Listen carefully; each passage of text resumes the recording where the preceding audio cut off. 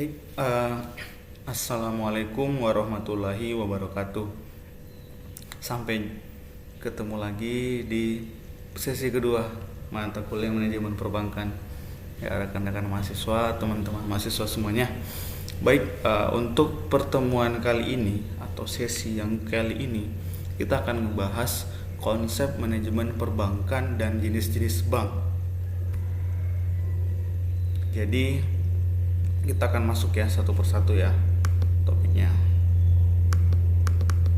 Jadi yang akan kita bahas yang pertama terkait konsep manajemen perbankan. Bagian A, perencanaan dan pengembangan organisasi.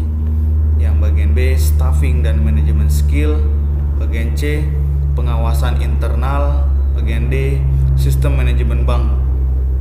Nah, yang kedua kita akan membahas tentang jenis-jenis bank. Yang bagian A-nya aspek fungsinya, yang B aspek kepemilikannya, yang C aspek status, dan D aspek cara menentukan harga.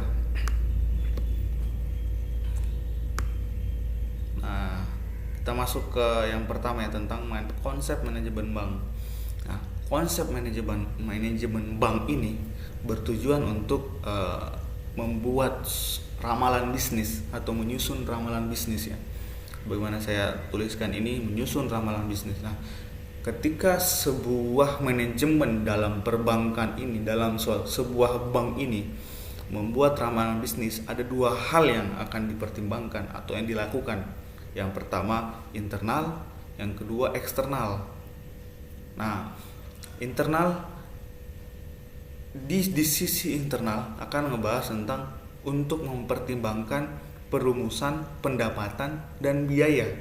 Nah, untuk eksternal terkait peraturan yang berlaku, situasi moneter lokal dan nasional, kondisi perdagangan, situasi moneter dan perdagangan internasional. Jadi kayak inflasi, terkait politik ekonomi dan lain-lain itu akan masuknya di terkait eksternal ini dalam menentukan konsep manajemen bank ya.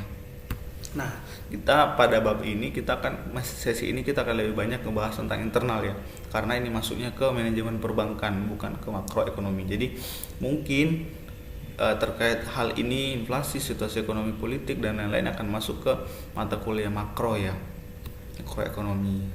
Jadi kita masuk ke internal ya. Nah, kebijakan internal dalam bidang kegiatan bank atau aktivitas yang dirumuskan oleh top manajemen. Jadi ini yang diputuskan ya, untuk tujuannya tadi untuk perumusan pendapatan dan biaya. Nah, ketika ngebahas tentang aktivitas yang dirumuskan oleh top manajemen, maka dia akan mempertimbangkan 9 hal. Yang pertama, tipe nasabah yang dilayani, perusahaan besar, kecil, menengah, dan perorangan. Nah, terkait ini bakal ngomongin tentang biaya. Berapa sih biaya atau cost yang dikeluarkan ketika menangani perusahaan besar, kecil, menengah, dan perorangan, itu kan berbeda sekali. Jadi hal-hal ini akan dipertimbangkan di sisi internal dalam konsep manajemen perbankan. Nah, yang kedua, jenis pelayanan pada nasabah, rekening koran, deposito, tabungan, serta transfer. Ini pun juga akan dibahas. Bahkan sekarang misalnya udah ngarah ke digital friendly gitu ya, maka akan ngebahas juga investasi terkait teknologi, apakah dia mobile friendly dan user friendly dan lain-lain. Nah, terus yang ketiga, daerah atau wilayah pelayanan akan sangat berbeda ketika wilayahnya di kota dan di daerah. Nah, beda pula pun pendapatan dan biaya yang dikeluarkan. Nah, yang keempat, metode meraih bisnis kebijaksanaan yang spesifik. Jadi apakah lebih banyak retail atau non retail? Nah, ini akan masuk ke aktivitas internal ya, terkait biaya dan pendapatan yang akan didapatkannya. Nah, kita kan tahu nih ada beberapa bank yang dia memang besarnya dari retail, ada juga yang bank besarnya dari non retail, jadi perusahaan-perusahaan yang menabung dan investasi ya. Nah, ada juga yang retail, dan beberapa bank ya sekarang banyak yang meraup retail dari bank-bank digital ya. Nah, misalnya kayak BTPN, ada bank Jenius, dan terus Livin by Mandiri, itu kan bank-bank digital itu yang kan biasanya untuk meraih pendapatan, meraih bisnisnya, meraih profit pendapatannya dari retail misalnya. Itu salah satu contoh ya. Nah, terus yang kelima, distribusi aktiva produktif. Nah, kebijaksanaan alokasi dana menurut peruntukannya. Jadi ini pun akan mempertimbangkan biaya atau cost-nya. Nah, terus yang keenam, preferensi likuiditas. Simpanan masyarakat yang punya endapan yang tinggi mempengaruhi likuiditas bank. Jadi semakin banyak yang menabung, misalnya dia memang khusus untuk nabung gitu, bukan hanya untuk menyimpan sementara. Nah, ketujuh, persaingan. Bank harus tanggap layanan dan produk yang terbaik agar dapat bersaing. Jadi ini harus tepat juga daya saingnya. Apakah bank ini bank daerah, bagaimana saingannya antara dengan bank-bank umum atau bank-bank BPR. Terus yang ke-8, pengembangan dan latihan staf. Nah, ini akan lebih banyak dibahas pada pertemuan-pertemuan yang akan datang terkait manajemen sumber daya manusia, terkait pengembangan dan latihan staf ini ya.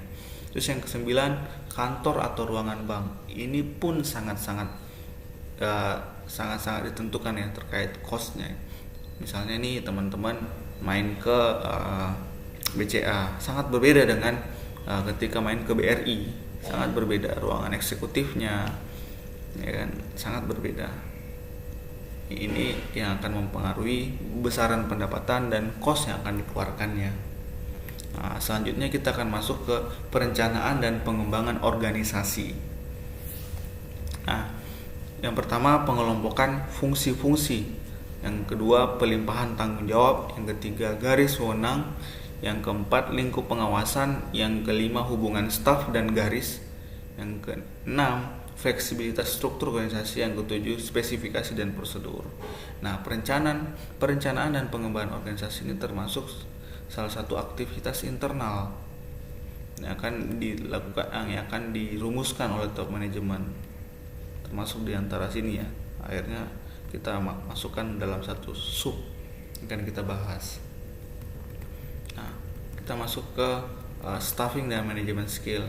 Nah, ini akan lebih detail lagi di pertemuan selanjutnya ya. Ada di RPS saya sudah tuliskan beberapa rencana-rencana studinya ya.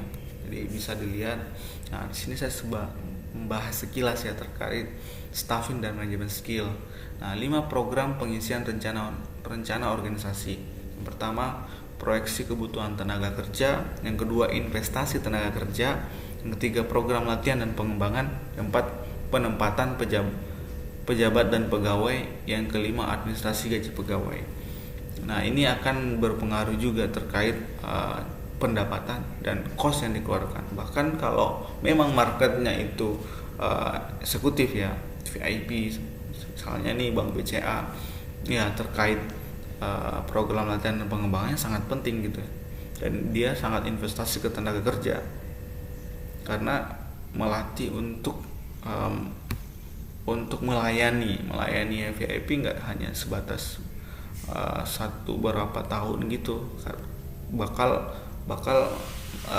melatih bertahun-tahun gitu untuk memberikan service excellent.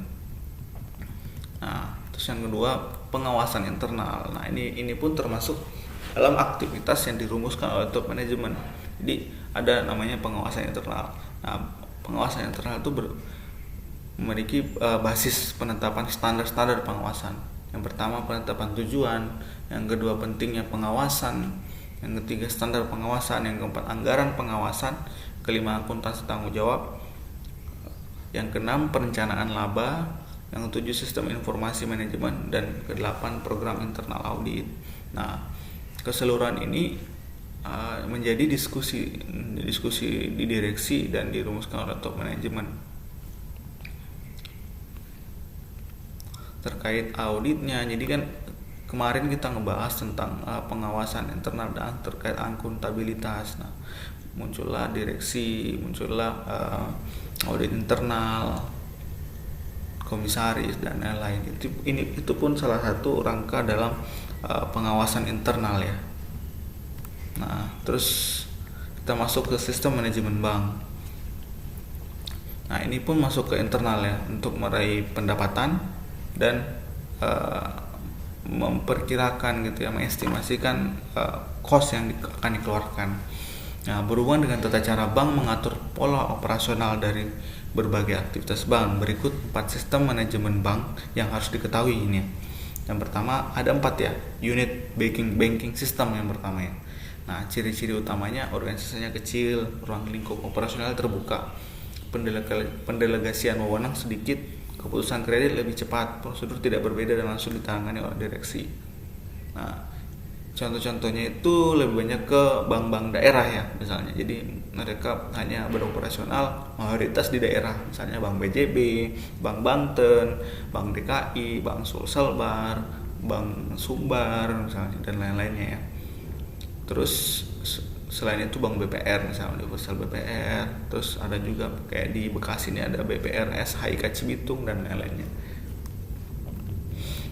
Nah, terus yang kedua branch banking system. Nah, kelebihannya ini organisasinya besar dengan jaringan operasional luas. Yang kedua, kantor pusat bisa memikirkan perencanaan pengembangan jangka panjang yang baik dan cabang merencanakan perencanaan jangka pendek. Nah, jadi segala hal yang berhubungan dengan jangka panjang akan diteruskan dari pusat gitu ya. Terus yang ketiga, pelimpahan wewenang yang lebih jelas, contoh pemberian kredit cabang kelas 3, 2, dan 1 gitu ya. Terus badan usaha yang dibiayai lebih luas variasinya. Nah, contoh-contohnya seperti bank-bank BUMN ya, kayak BNI, Mandiri, BRI. Nah, kalau swasta kayak Bank Mega, Bank Permata. Nah, terus selanjutnya kita akan membahas yang ketiga ya, grup end-chain system dan sistem campuran. Nah, kalau grup end-chain system itu terkait beberapa bank menggabungkan diri dalam pola manajemen, terutama soal dana dan kredit yang dipimpin oleh suatu bank terbesar atau holding company, perorangan yang merupakan pemegang saham terbesar. Jadi dia punya beberapa perusahaan yang diakuisisi. Jadi yang memutuskan adalah holding company-nya. Nah, yang keempat, sistem campuran atau mix system. Sistem ini paling susah dipantau karena pada bagian kegiatan tertentu menggunakan unit sistem bank. Jadi yang tertentu dia menggunakan branch banking system, tapi beberapa bagian pun di cabang-cabang itu pakai unit system. Contohnya DBS, ANZ.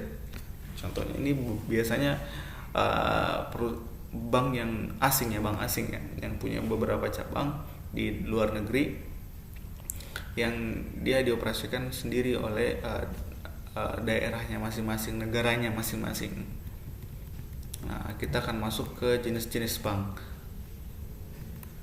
Jadi kita akan masuk ke jenis bank pada video selanjutnya ya, video bagian B. Jadi tonton terus video sesi kedua ini bagian A, selanjutnya kita akan ke bagian B. Sampai jumpa.